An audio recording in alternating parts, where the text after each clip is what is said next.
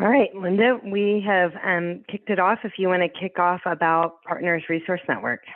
Absolutely. Thank you all for joining us today. My name is Linda Westrick. I'm with Partners Resource Network, the PACT project.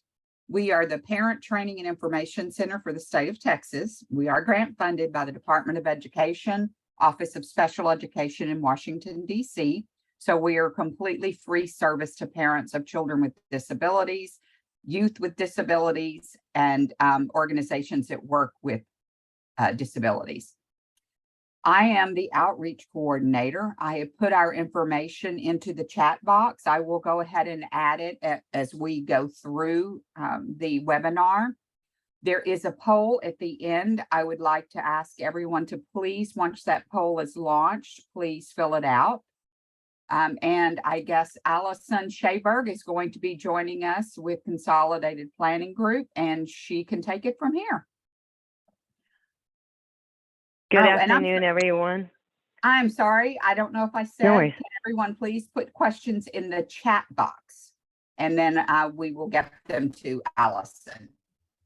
For sure. And just for a couple of housekeeping items, I always do every single time. We're in webinar mode today, so we can't see you or hear you, if you were wondering. But we do know you're there. We're glad you're here. We're glad that you're spending your lunch hour with us today. We're going to be talking about transition tips for launching your teen into adulthood. I'm Allison Schaberg, Consolidated Planning Group. We are a holistic special needs financial planning firm.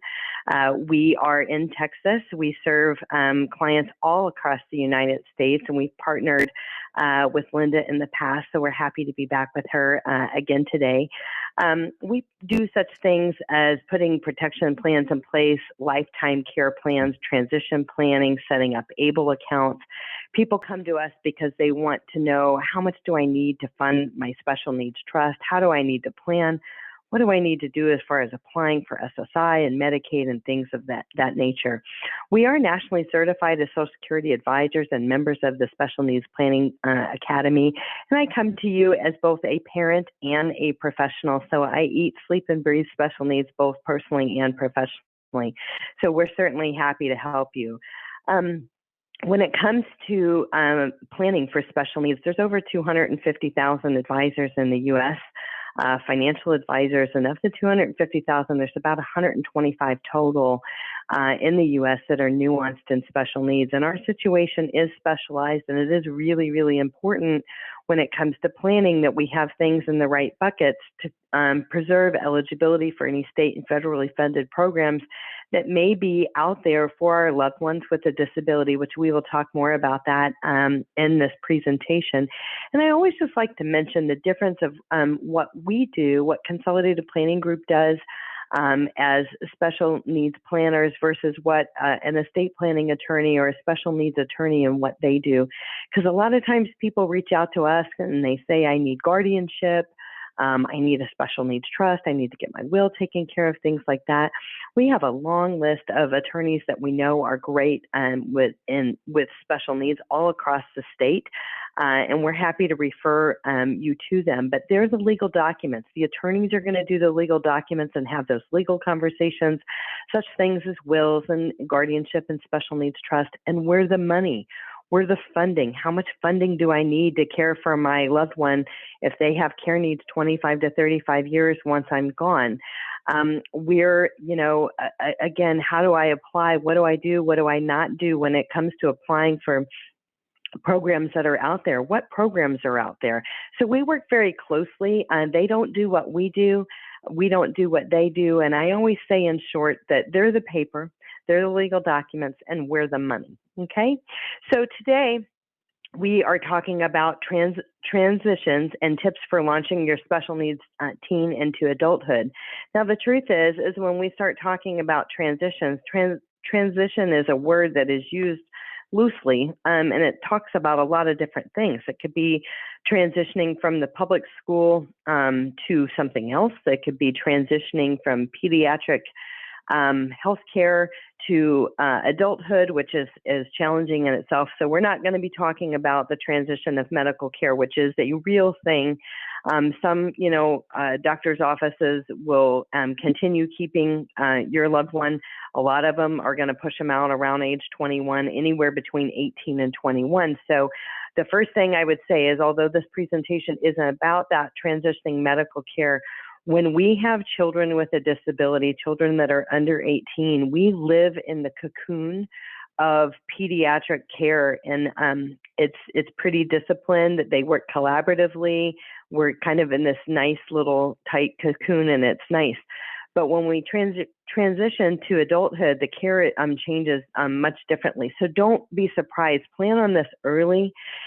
Look at your options early. Get recommendations from the pediatrician, any of the specialists that you're seeing, so that way that transition can go smoothly, and you're not shocked when you go for a checkup at the doctor's office, and then they say, oh, by the way, we're not going to be seeing your child anymore, or you have one more visit or something along those lines. Okay, so when it comes to transition, and what we're thinking about is really, just where are you? Where are they right now? What is the hope? What is the dream? A lot of our kids, from a maturity perspective, they might not be where they need to be at 18. And quite honestly, a lot of neurotypical kids aren't where they need to be maturity-wise at 18. But I think that first and foremost, as we're thinking about transition, what does that look like? Let's set realistic expectations, not Facebook expectations. And when I talk about the Facebook expectations, I'm talking about, the social media apps where we're seeing what everybody else is doing and what other kids are doing, and we think our kids should be doing that. Let's meet our kids exactly where they are. They're not behind. They are where they are. So always think about that. Write that down. They are not behind. They are where they are, and we have this whole lifetime to get where we're going. And so maybe, things look a little bit different. There's a traditional path. There's a non-traditional path. That traditional path, we're thinking about, are they going to go to higher education? Is this community college? Is this a certificate program, a license program? Maybe they're going to go to work. Maybe they're enrolled in the Texas Workforce Commission vocational rehab. Maybe they've been in summer earn and learn or pre-employment training services. There's a lot of different things. We can think about registered apprenticeships through the Department of Labor, maybe a reduced course load.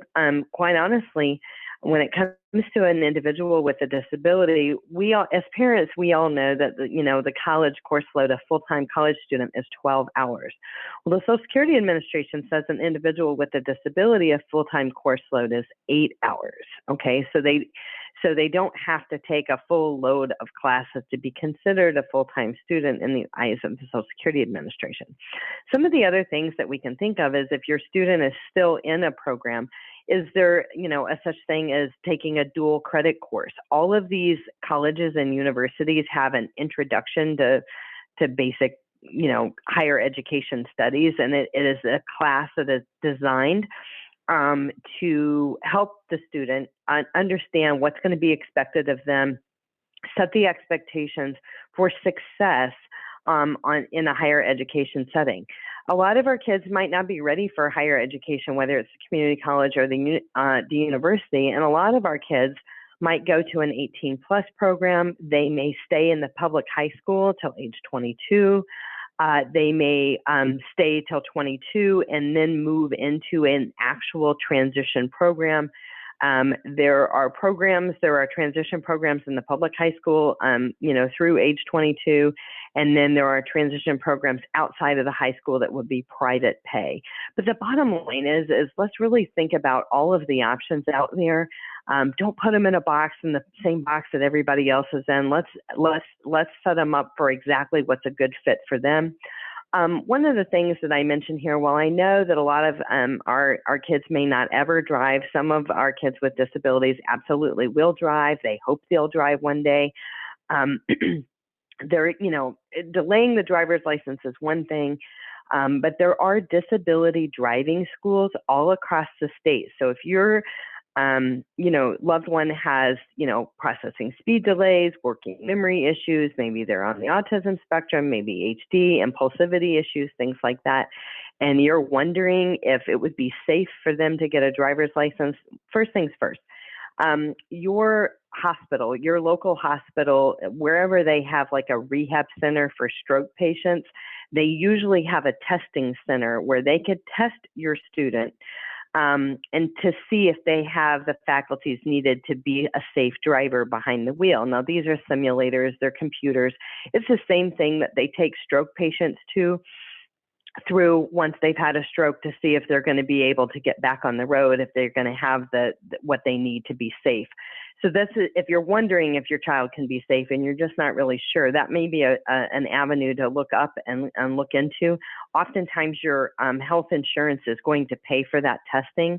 And then there's also disability driving schools out there, and it's usually private pay. Some of them will take your insurance, most of them don't. Most of them are private pay, but you can pay for the behind the wheel training. And these disability driving schools are specifically nuanced to do behind the wheel training with individuals who have a disability. So in my opinion, from one parent to another with kids with disabilities, I had two of my kids go through the disability driving school, and I definitely think it's worth it. So the key thing is finding a good fit. What does this look like? What we're really trying to avoid here is not having a plan, because when we don't have a plan, what happens is a couple of things happen. Number one, if we don't have a plan, we don't indicate our interest in the child staying in the public school post age 18, then it doesn't happen and they come home. Or when they do leave the public school, whether it's 18, 20, 21, 22, they come home and there's no plan. There's no transition plan. There's not a whole lot of extracurricular activities. Maybe they're not working. So what we're really trying to avoid is doing nothing, that they're sitting at home playing video games, having very little, interactions with others and things like that. That's what we're trying to avoid. So there's not a perfect fit. Okay. So maybe a person finishes school, maybe they're not ready for higher education yet. Maybe it's a transition program. They formally call them day habs. I think they're referring them to ISS now. But where, they have interaction with others, they have activities that they're doing and things like that. But most often, a lot of these transition programs, they're also growing and building their skills, their independent living skills, or just not necessarily living, because not everyone is going to live independently, but building skills so they can be as functional as they can. Okay, so let's kind of switch gears here and talk a little bit about accommodations. And so this is where we're talking about if the path is moving forward and we're moving forward with higher education, both community college or the university. So let's start. I'm going to start with the community college. By the way, and we're going to talk about these too, there are a lot of programs all across the state, all across the U.S. for our kids with disability, including kids who have an intellectual disability, which is identified as an IQ of 70 or below. If your child is going to go to a community college or say, or enter a certificate program or a license program, they don't need the SAT, the ACT, or the TSI, okay? They don't need those exams. So unless you just want to put them through that or they want to go through that, you don't have to if that's the path that they're taking. So licenses and certificates don't require the SAT or the ACT, and they also don't require the TSI. The TSI is the Texas Success Initiative assessment, and this is required by all Texas schools, okay? So universities or community college, they're testing reading, writing, and math. There are practice exams. All the community colleges have like a practice site where you could practice and see, what the test would be like. Reading, writing, and math, and they're testing it by section, which means basically you have to pass the section to be able to take 4 credit classes at the college or university level in the state of Texas. So this is the TSI. So So that may be something. So if you're going to the community college and you're actually going to be taking classes, not a certificate or a license program, you still don't have to have the SAT or the ACT, but they do need to be able to pass the TSI, reading, writing, and math. You could actually pass reading and fail math. So you could take 4 credit classes for reading while you're practicing to get to where you could pass the math. Okay. And so it's an example. It's not a one all or nothing. You could pass one section at a time. Okay. So the SAT and the ACT are going to be required for most universities. Okay. One or the other, sometimes both. Sometimes they've relaxed a lot of this. So what you'll find on the higher education in the higher education setting is that each school sets what their requirements are. What are the requirements for scoring for the SAT and the ACT?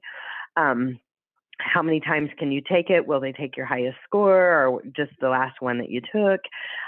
So you're going to want to check on the admissions site to see what is required for each school. Again, I found it very, very annoying, but they're not the same. Okay. All the schools are different. So if you're applying for multiple schools, you're going to want to check that out. But there are such thing as accommodations for the SAT and the ACT. The big thing that you guys need to know is that your accommodations that you have in the public school system, the 504, the IEP that you have known, those don't just automatically transfer to higher education, college, or the university. Each school has an Office of Disability, and that Office of Disability on their website will post an application to apply for accommodations that needs to be signed off on a doctor. They will explain what the requirements are to get accommodations. Most of them want updated testing, IQ testing, learning disability, neuropsych testing. These are all things a lot of our families have done. Sometimes this testing is done by the Workforce Commission, VR. They do a lot of testing. So if your child is in that program, they may have already done the testing. But oftentimes they're wanting that testing to be updated within the last 3 to 5 years. It can take a while to schedule the testing. The testing is expensive. I would say anywhere from $2,500 to $5,000. It's typically not covered by your insurance unless the person has a cognitive deficit as a result. Like, for instance, if a person has had cancer and chemo caused processing speed delays, then that might be covered by insurance. But other than that, it's typically not covered by insurance. Another thing that I want to mention to you here is that when it comes to the testing, maybe you have some testing and maybe it's outdated, but maybe your loved one has a diagnosis that doesn't change. It's the same. It's the same as it was 5 years ago. And the accommodations and what is necessary, it hasn't changed. And so some schools, it's worth it to ask because they might say yes. The worst they can say is no, and it's already what you saw on their website. But they might say yes. Some schools will accept a written letter from the physician, the psychiatrist, or the psychologist saying that although the testing is outdated, additional testing wasn't necessary because the condition hasn't changed. I followed this, person this many years. These are the accommodations that are needed. Please accept the testing, the outdated testing, as it is accurate. We've definitely seen schools accept that, so you could save yourself some money there. One thing that I want to be clear on is the FERPA will be needed to release information. Parents, for many, many, many years, have been really annoyed at the fact that when they call the college or the university, that they won't tell them anything. And they find it annoying, of course, because they accept your payment. They're happy to take your payment. But when you call to ask questions about anything, they don't tell you anything, but they'll still take your payment. So the bottom line is it's the law. There's a FERPA. You can usually download it on the college's website. And that is where your student signs off on this to allow you to call on their behalf if they need help. The colleges are trying to work with your student on building those independent schools. So let's try not to be the helicopter parent. A lot of our kids do need help. They truly need help. But if it's the point is being a helicopter parent, they're hip to that and they don't love that. The other thing that I want to mention to you, and this is true for your neurotypical kids and kids that have disabilities, when they turn 18 and they're going off to school, it is really, really important to have a power of attorney and a healthcare power of attorney. This is going to be important if there's a medical crisis, if your child is hospitalized or taken off somewhere. It could be a mental health crisis. It could have been a car accident. It could be anything. Texas State had a fire. I mean, we've had all kinds of things that have happened through the years with our families that we work with. That healthcare power of attorney, at the very least, is going to be very important. If they ever do a 5150 for a mental health crisis and they take your student to a mental health facility and you don't have a healthcare power of attorney, they will not even tell you where they took your child. It's horrible. So get those powers of attorney, healthcare power of attorney. It's important for you, and if you're married, for you and your spouse to have that. And while you're at it, have discussions with any of your aging parents that may not have these documents in place. Don't wait for the crisis to happen, something horrible to happen, and realize that you're not covered in that regard. When it comes to going to work, so there's a lot of options of going to work. We have entire presentations on our YouTube channel, the Consolidated Planning Group YouTube channel. You can subscribe to for free. We do webinars every week, all topics on special needs. We have entire webinars dedicated to the Texas Workforce Commission and the Vocational Rehab Program. The Vocational Rehab Program is for individuals with a disability, and they have programming starting for as young as age 14 to 22, and then they can move over to the adult side after age 22. But the whole point of the Workforce Commission, the VR program, they have state and federally funded dollars to help individuals with a disability that have an impediment to employment to get to work, and not be underemployed, but to get to work, okay?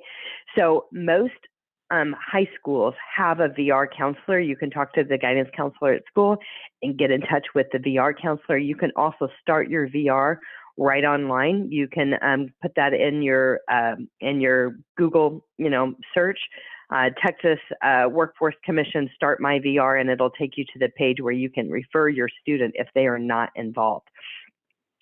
They also have programs such as Summer Earn and Learn and pre-employment training services. So if it is your hope for your child to get to work one day, but they do have impediments to employment, you're trying to close the gap on those, this is a good program to get them enrolled in. They also have job coaches. There's a lot of cool stuff. So check out the webinar on that.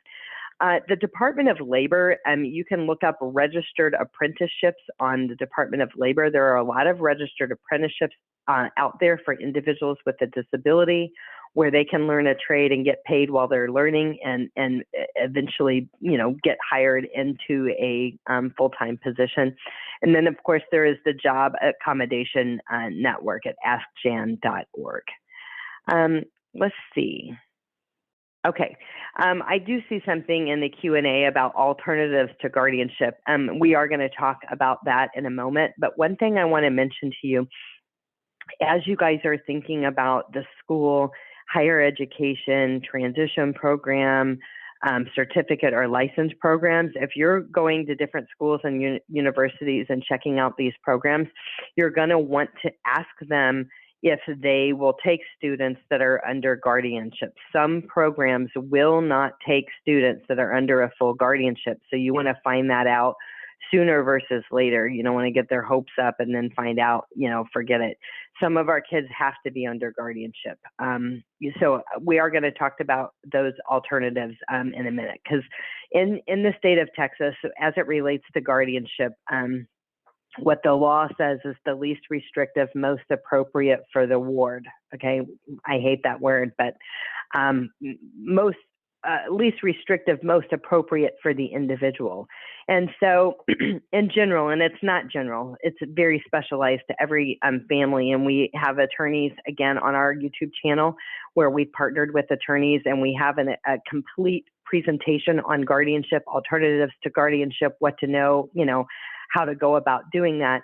But in general, if the individual does not have the capacity, so oftentimes if they have an intellectual disability with an IQ below 70, not always, but oftentimes they would fit the bill for guardianship.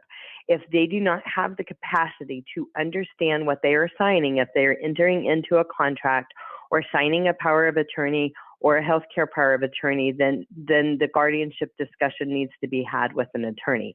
There is a such thing as partial guardianship. Some attorneys do it. Some attorneys aren't a fan. It depends on what county you're in and things of that nature. But one thing that I want to caution you on, all of our kids will sign something. If you put something in front of them, they're going to sign it. If you say, hey, little Johnny, I need you to sign this, Johnny's going to sign it, okay? But that doesn't mean that Johnny has capacity to understand what he is signing. So be careful with that, because what we have seen over the years is people that got the healthcare power of attorney and the power of attorney signed by an individual that didn't have capacity. When push came to shove in the hospital, when the individual was sick, that healthcare power of attorney was not accepted because they said that the individual did not have capacity.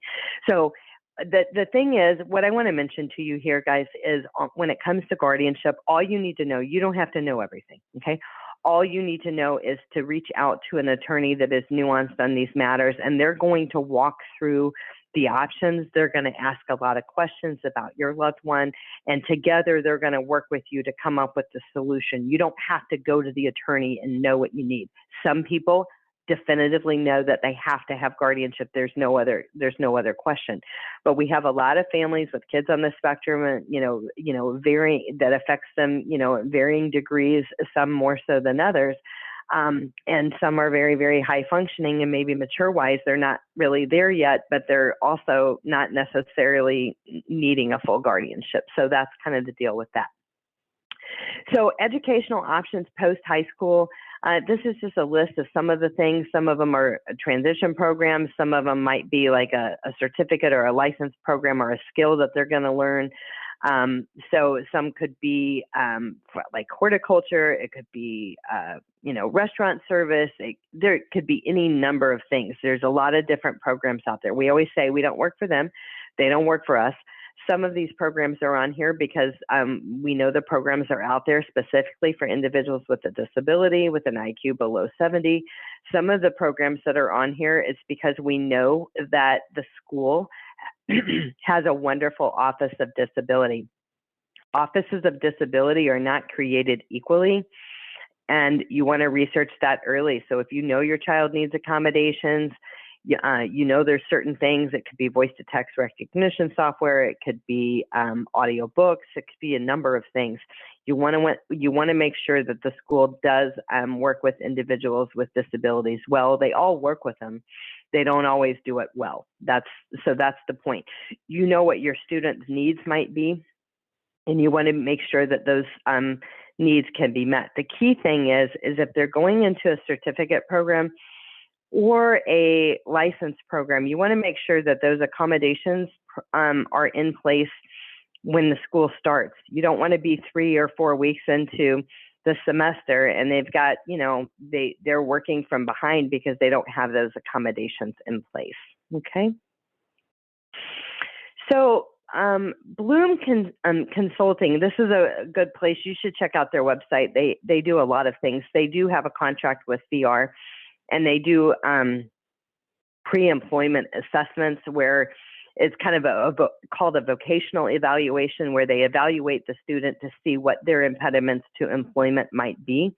So that way a training program can be in place to help close some of those gaps.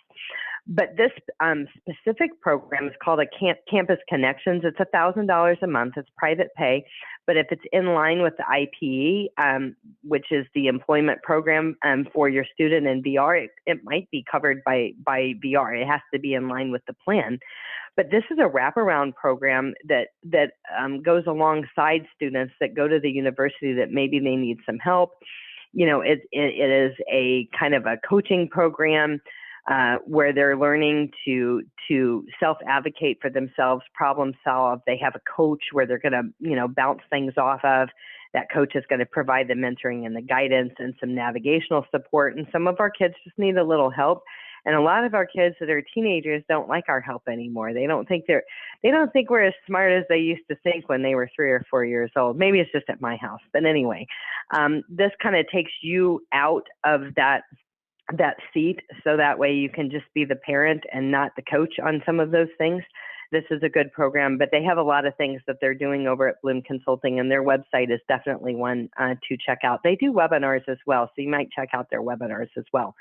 So when it comes to getting started with, special needs planning, everything changes. When the child turns 18, maybe they haven't qualified for SSI or Medicaid in the past. You were told you made too much money. Clearly, your child has a disability. You can't believe that they were denied. Well, prior to age 18, everything is based off of your income and assets, your household income and assets, not the child's. Everything changes once they turn 18. So when you're getting started with special needs planning, because everything changes when they turn 18, it's really, really important that we have money in the right buckets. We have things set up properly to preserve their eligibility for state and federally funded programs, which we're going to talk about that as well. We talked about at the beginning the difference between a special needs planner and a special needs attorney. It is critical that you understand the differences. And what I like to say here is this is really important here that you work with a specialist. Your situation is specialized. It's not a generalized situation. It is a specialized situation. And just as though you wouldn't go see your PCP if you had a heart attack, you'd see a cardiologist. It's kind of the same thing when it comes to planning for special needs. The average advisor doesn't have any background at all at SSI, Medicaid, Medicaid waivers, SSDI, childhood disability benefits, or any of those other things. And you want to preserve that eligibility for your student. And that's why it's important to work with the special needs planner. We want you to gather all of the necessary planning documents. What does that look like? This is your statements, your Social Security statement, your full earnings records, stocks, bonds, mutual funds, investment accounts, 401ks, 403bs, pensions, life insurance that you might have through your employer, disability that you might have through your employer, and any type of insurance or protection programs that you have purchased outside of your employer. Those are some of the planning things. Any wills or trusts that you already have set up. We do recommend that families put together what we call a letter of intent. We do have a complete webinar on a letter of intent, and we do have a letter of intent template that we share with families.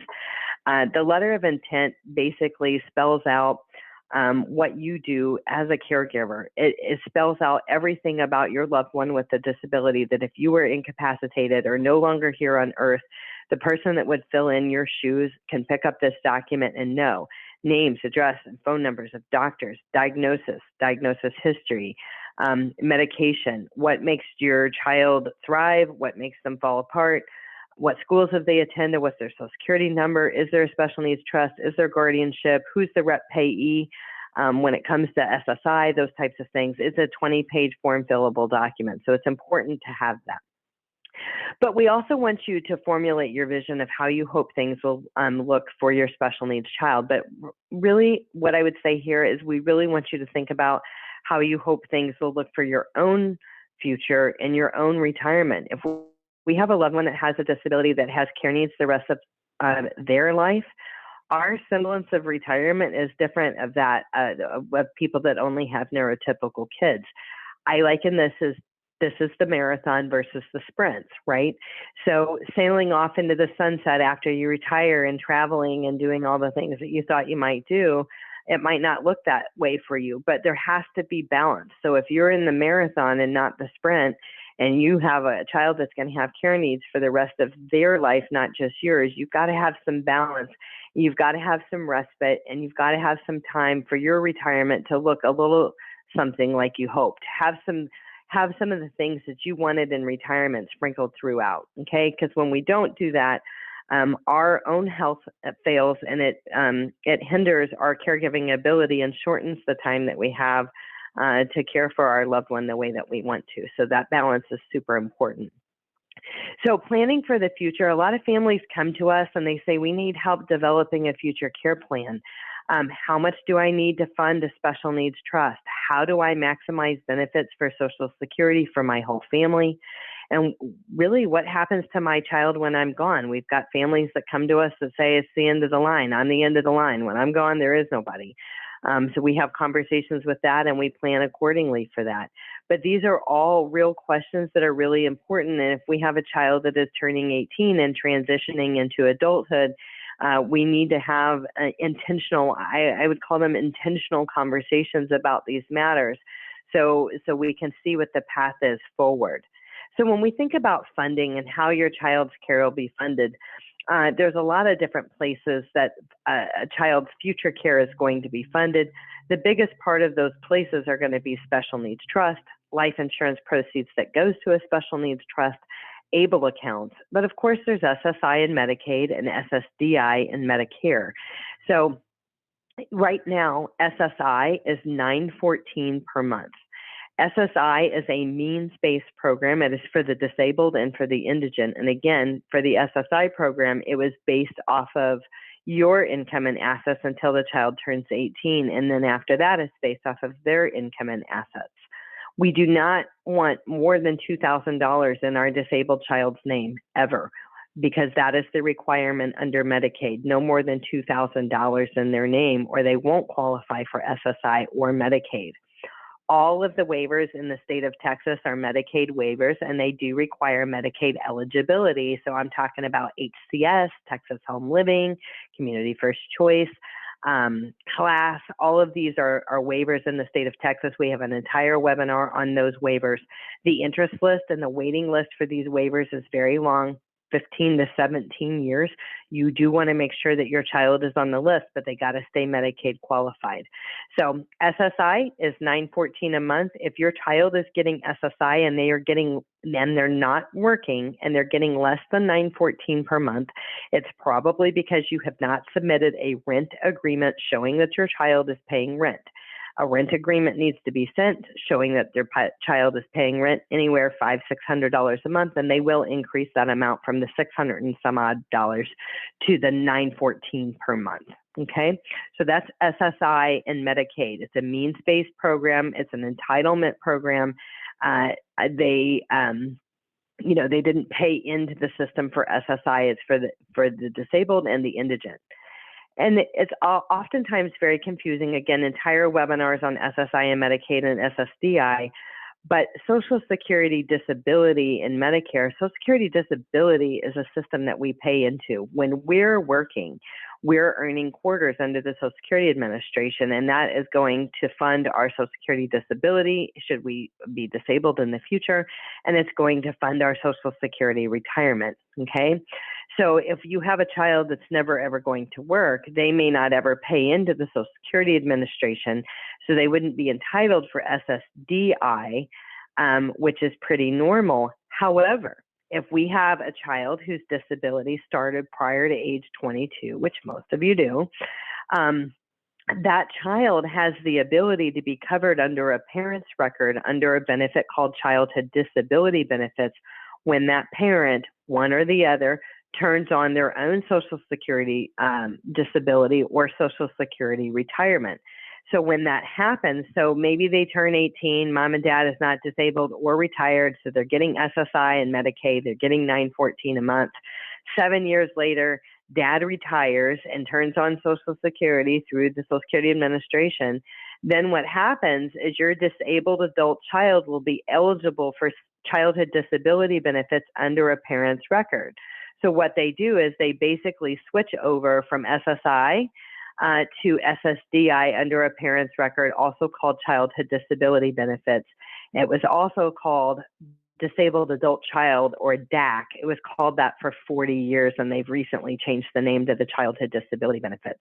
Social Security Administration loves acronyms. The acronyms are very confusing to folks. But when you originally apply for SSI and Medicaid, you're going to go ahead and apply for SSDI too. It's kind of automatic.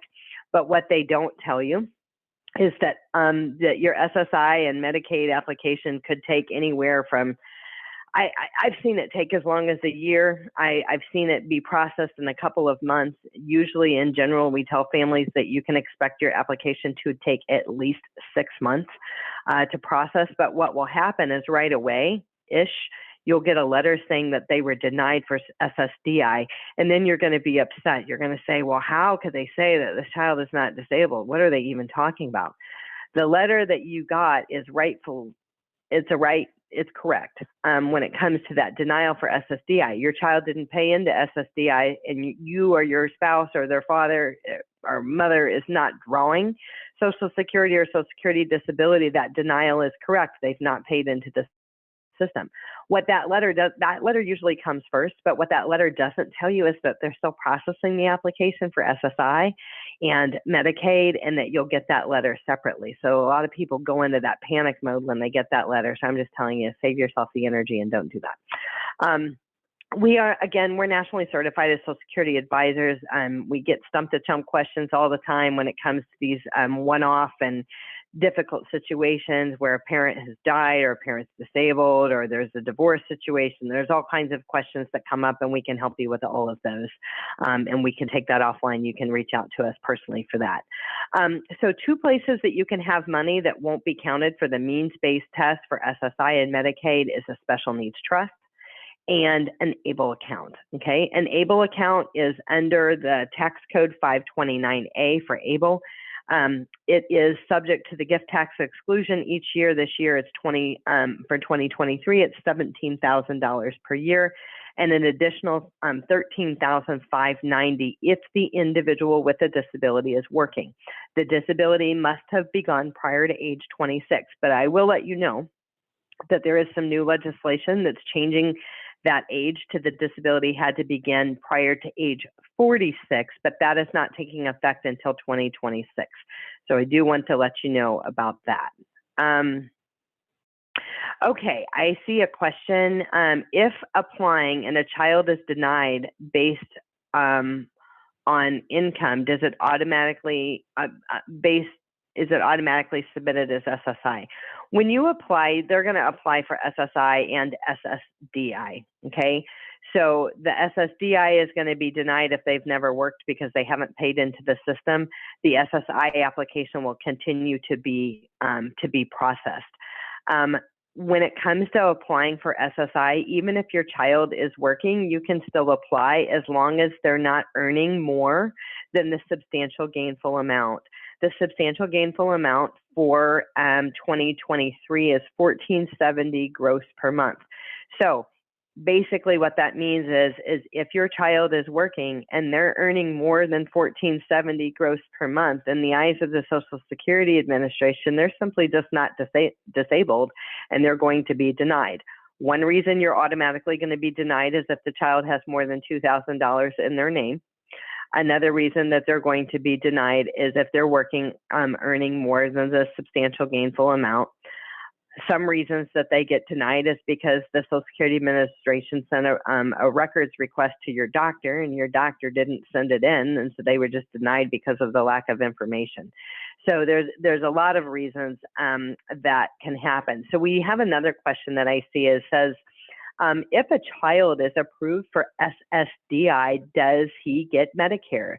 So yes, after age 18 and after the 2-year period. So there's a 24-month waiting period for Medicare. So SSDI, you're right, comes along with Medicare. If you're over 65, you get Medicare then. If they're going to be covered under a parent's record, they will be eligible 2 years after they turn 18 for Medicare. If they are already 18 when they got the SSDI approved, it will be 2 years from that approval date when they get Medicare. And I should add that if they were approved for SSI and Medicaid first, they had Medicaid first, and then they switch over to SSDI under a parent's record or childhood disability benefits, they will get to keep Medicaid even if the switching over to SSDI makes the income too high. If they had the Medicaid first, they'll continue to keep the Medicaid and then the Medicare, so they'll be a concurrent enrollee in Medicaid and Medicare. One thing that you should know is that if you have outside health insurance, they're usually the primary payer. Medicaid is always the last payer. When they're eligible for Medicare, sometimes it flip-flops. Medicare is the primary payer. Your health insurance is the secondary payer. And then in that example, the third payer would be Medicaid. And also, two things I want to mention on that, because a lot of people don't know this. I just want to mention, as we're thinking about transition, when it comes to your group benefits, some people will ask me, Allison, should I keep my my disabled child on my group benefits? And my answer, and maybe I'm extra, but my answer is yes. Your group benefits are typically going to be better, always better than Medicaid, and most of the time better than Medicare. And so if we have a child who has a disability, we can keep our children on our group health benefits past age 26.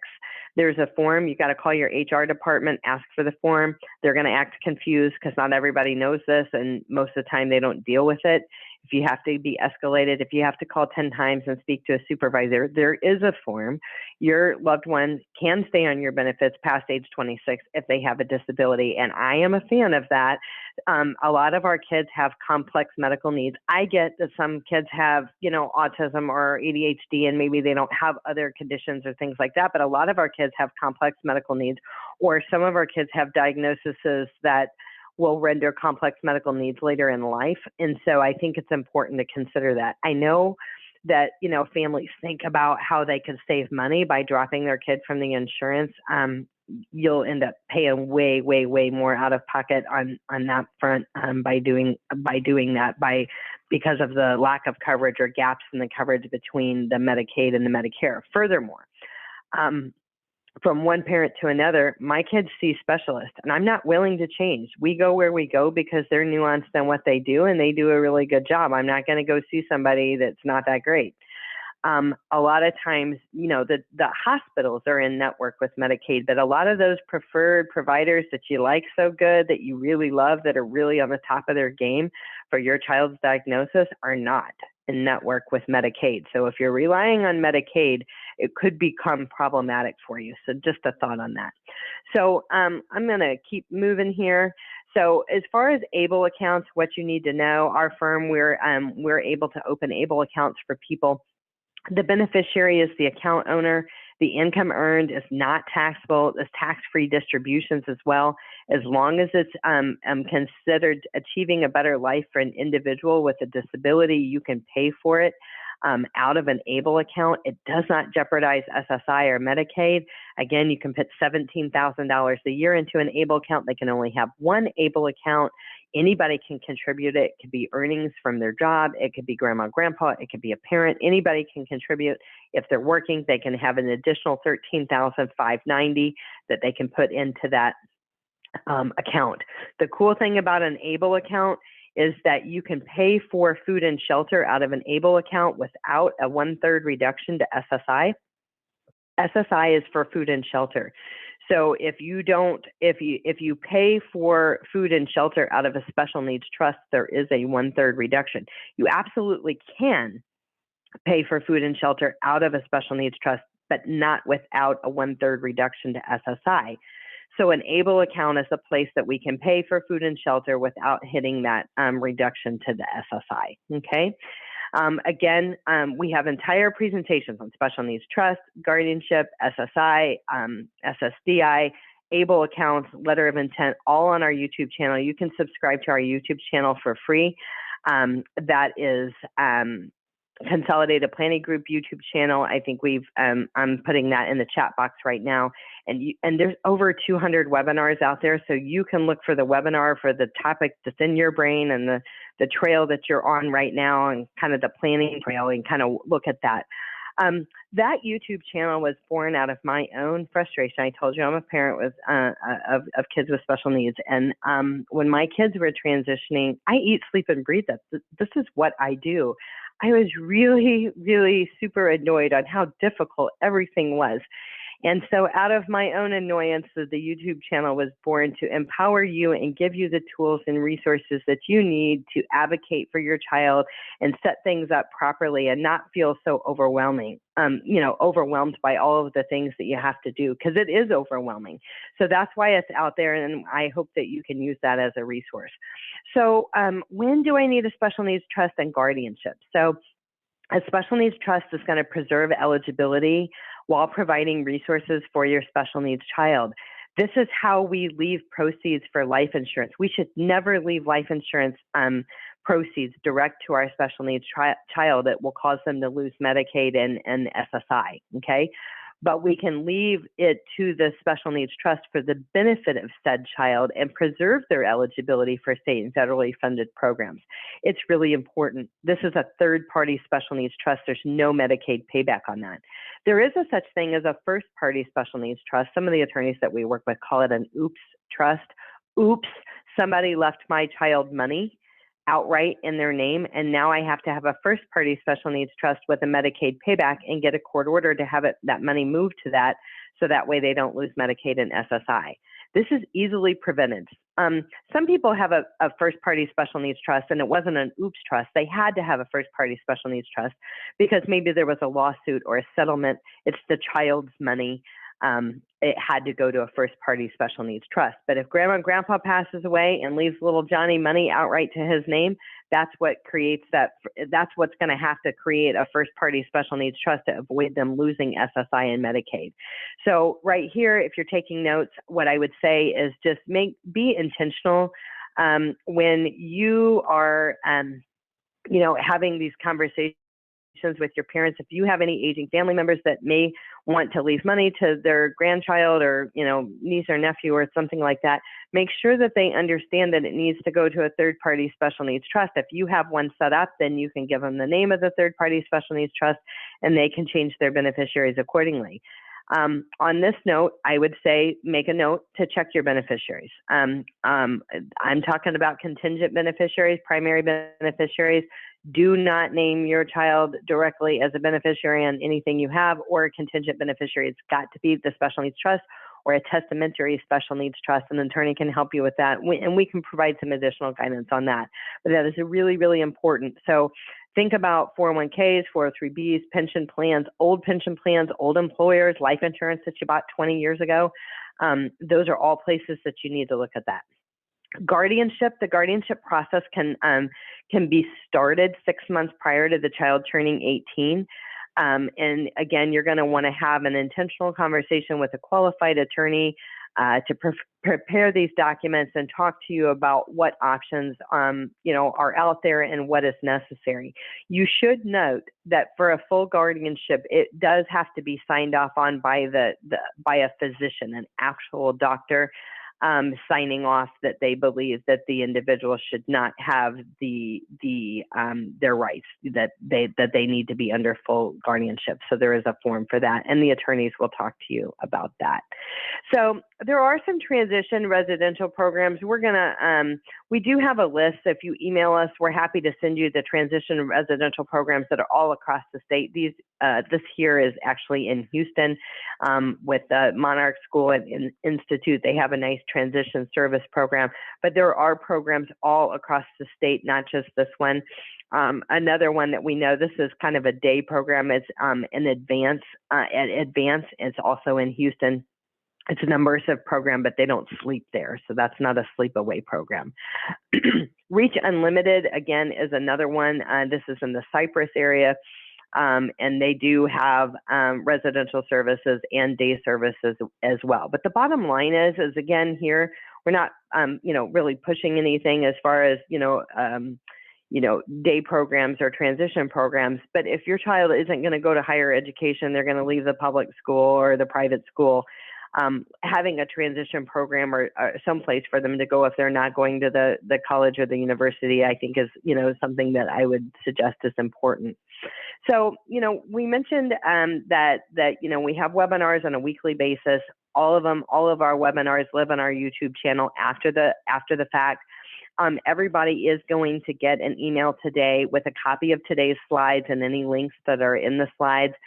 This link here for the upcoming webinars will take you for all of the upcoming webinars that we have for the remainder of April. I'm not sure if May is out, but it will be out soon. So we hope that you will join us again for those webinars. These are things that should just be on your special needs planning radar. We've talked about a lot of these things, how to develop a comprehensive special needs care plan. Our firm will help you with that. Every child's needs are different, and what the future care plan for that child is, if you had 100 different kids, it's going to be different for each one. We can help with those future care cost estimates. How much money do you need to fund a special needs trust? This is a big deal. We're going to spend 25 to 35 years in retirement ourselves, and we're going to have income needs during that retirement phase.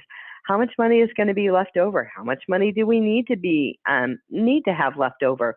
What are the gaps? How do we close the gaps? How do we get there? This all feels so overwhelming. The future care cost estimate will spell some of that out. We talked about the Texas waivers interest list, the Medicaid waivers. Again, all of these topics that we're talking about right now do live on our YouTube channel. SSI, SSDI, understanding the differences and knowing when to apply. There is a government benefits 101 on our YouTube channel that will be very helpful to you. We've talked about our beneficiary designations and the big no-no of not naming our special needs child directly as a beneficiary in anything that we have, and having intentional conversations with our loved ones so they don't do that. As I mentioned earlier, there's 250,000 advisors in the U.S. and only 125 total are nuanced and special needs. And what that tells me is mom and pop and grandma and grandpa's financial advisor is not nuanced and special needs. So there's often mistakes made in this arena. Special needs trust, how to fund them. If you're in a divorce situation and you have child support that is going to continue post age 18 of your special needs loved one, you need to have an intentional conversation with an attorney. You need a first party special needs trust, and you need a court order for that child support to be redirected to a first party special needs trust. If you don't do that, that child support will be counted against your loved one as income when it comes to applying for SSI, and it might make them not get SSI at all, and it will definitely make them have a reduced SSI if they get it at all, okay? So that's really important. And one thing I want to mention here, if this is you, your attorneys that do the special needs trust and the guardianship, they don't do family law child support matters. So unfortunately, you're going to need two attorneys in this situation. You're going to have the estate planning attorney that's going to set up the first party special needs trust, and you're going to have a family law attorney that's going to get the court order directing it to the first party special needs trust. Now, not all family attorneys are nuanced and special needs, and most of them aren't. But we do have attorneys that are family law that are nuanced and special needs that we're happy to make a referral to. I hope you don't find yourself going through a divorce, but if you do, your situation is specialized and you want to choose your attorney carefully, because we've seen a lot of mistakes in this arena. And also what we would also say is that it's better to get it right on the front end than to try to fix it on the back end. It's difficult on the back end. Okay. If you have, plans for your child to live away from you, if you're thinking about, programs, I mean, there's Daymark Living, there is, Brookwood, we have Marbridge, there's places all over the state, okay? Start touring those facilities early. A lot of them have long waiting lists, and so you want to get yourself on the list. A lot of them require that you tour before getting yourself on the list.